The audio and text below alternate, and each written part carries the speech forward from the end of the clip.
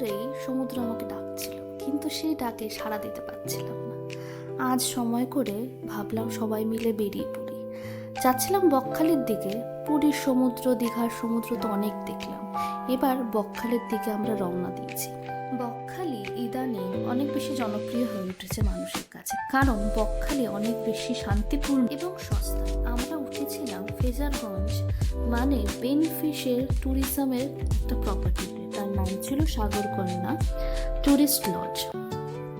দীঘার ভিড়ভাড়ের থেকে অনেক বেশি শান্ত একটা জায়গা, মনোরম জায়গা। এখানে প্রথমে আমরা হোটেলে চেক ইন করে নিলাম এবং আমাদের খুব সুন্দর একটা রুম প্রোভাইড করা হলো। সেই রুমে আগে আমরা ঢুকে ফ্রেশ হওয়ার পরে আমরা বেরিয়ে পড়লাম ভ্রমণের জন্য। তার আগে খাবারটা সেরে নিতে হবে। খাবার ছিল অত্যন্ত সুস্বাদু, দামও খুব কম, মাছগুলো খুব তাজা ছিল।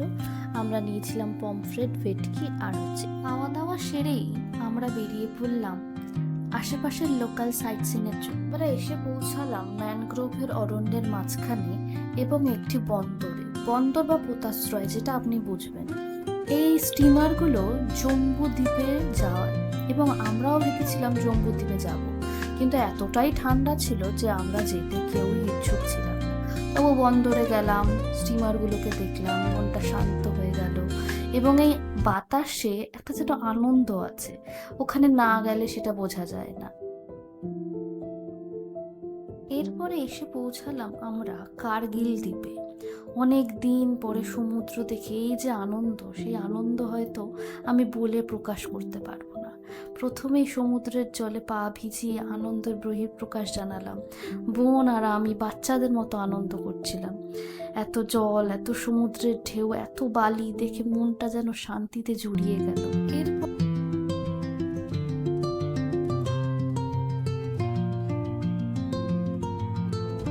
অবশেষে আমরা পৌঁছালাম বকখালির বিচে। কার্গিলের থেকে অনেক বেশি জমজমাট বকখালির বিচটা। আর শেষে আমার সবচেয়ে প্রিয় মুহূর্ত সূর্য অস্ত। সূর্য আস্তে আস্তে সমুদ্রের মধ্যে হারিয়ে যাচ্ছে আর আকাশ তার রং বদলাচ্ছে। এই মুহূর্তর একটা জাদু আছে।